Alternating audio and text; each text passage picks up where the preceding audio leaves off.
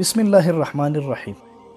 محترم او مهربانو مسلمانانو ورونو او د خیر د لارې پلویانو، السلام علیکم ورحمت الله وبرکاتو. دینی مدرسې د الله جل جلاله د کتاب او د رسول الله صلی الله علیه وسلم د سنتو د ژوندي ساتلو کلاوي دي، او دا کلاوي د داسې کسانو په اوږو ولاړې دي چې د دنیا له عیش او راحت څخه تیر شوي دي، یوازې د دې لپاره چې د علم رڼا ژوندی پاتې شي. د کابل ښار په قلعه محسن باګرامیو سیمه کې یو داسې ځای دی چې هلته د علم د مینې شمع بلیږي، هغه هم د بېسارو سختیو او محرومیتونو تر سیوري لاندې. نن مو تاسې ته د دارالعلوم دارالاحناف دینی مدرسې یو تصویر راوړی چې زړه دردوي او سترګې لمدوي. هو، د زموږ او ستاسې د دعاو او د خیر غوښتونکو ورونو د مرستو تمه لري، هغوی چې خپلې خوږې کورنۍ، خپلې خوږې میندې پریښي د دیني علم د زده کړې لپاره له هر ډول اسانتیاو تیر شوي، خو نن له یو څه سخت حالت سره مخ دي. دا زموږ د مدرسې نیمه جوړه ودانۍ ده. زموږ د مدرسې تعمیر نیمګړی پاتې دی، دویم منزل نیمه جوړ دی، اتاقونه نه لري. د پوره رغولو لپاره سیخانو، سیمټو او د کاریګر پیسو ته شدیده اړتیا لیدل کیږي.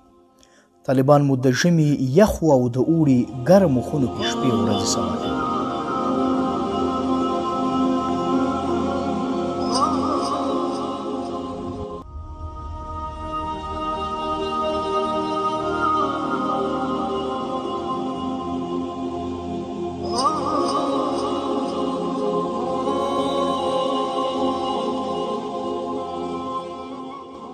د حافظانو او ناظري طالبانو ته د جلا جلا خونو اړتیا ده، مګر دلته دوه د حفظ حلقې او یو د ناظري صنف ټول یو ځای په یو حال کې درس وایي.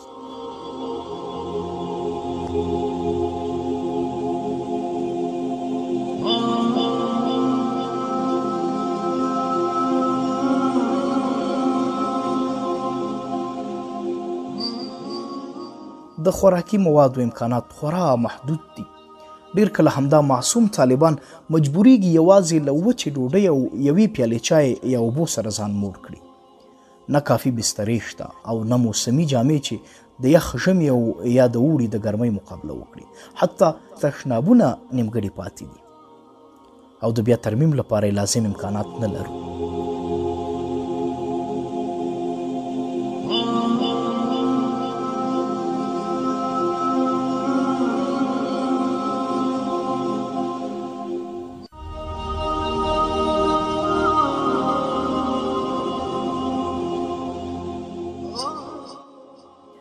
په همدې اساس چې د طالبانو لپاره مسکل د ځای امکانات نه درلودل، شاوخوا 300 طالبان له داخلي محروم شول او مایوس بیرته خپلو کورونو ته ستانه شول. خو سره له دې ټولو ستونزو بیا هم شته طالب العلمانو خپل امید له لاسه نه دی ورکړی. هغوی لا هم له عشق او مینې ډک د دیني علم درس وایي، هغوی لا هم د الله تعالی رضا غواړي او ستاسې ورونو او خویندو د رحم او مهربانۍ تمه لري. دلته زموږ طالبان د الله دین زده کوي، خو وګورئ چې څنګه د ژوند سختو ازمیښتونو کې د خیمو لاندې ژوند کوي. دا خیمې چې د یخ ژمي بادونه پکې ورننوځي او د ګرم اوړي لمبه پکې خورېږي، د طالبانو د خوب، درس او دعا ځای ګرځېدلی.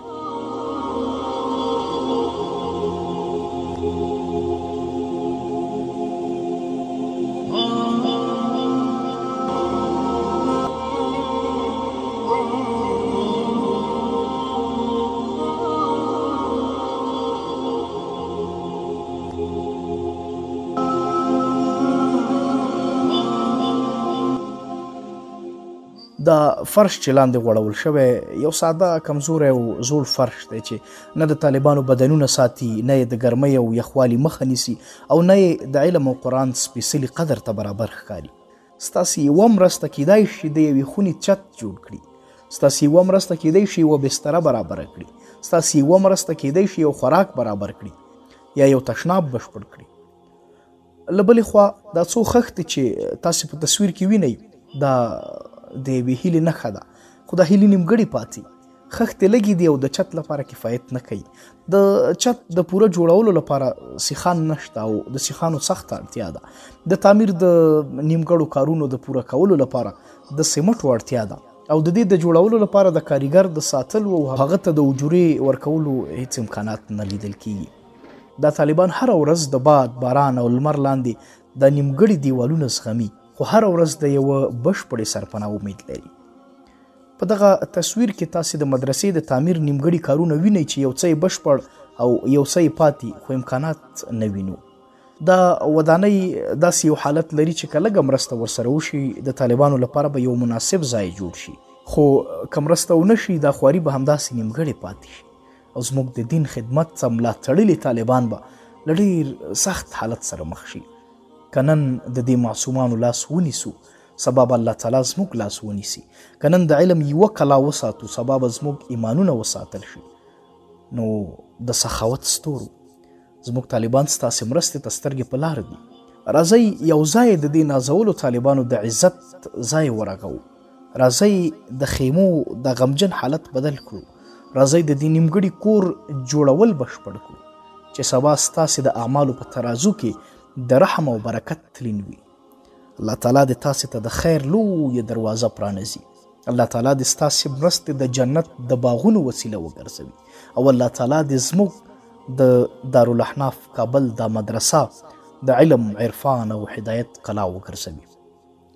تاسې کولی شئ په دغه لاندې ټلیفون شمیرو باندې د مدرسې له مسؤلینو سره په اړیکه کې شئ. ادرس: پلازمینه کابل، د باګرامیو ولسوالۍ د سید جمال الدین افغان شهرک ترڅنګ د قلعه محسن کلی.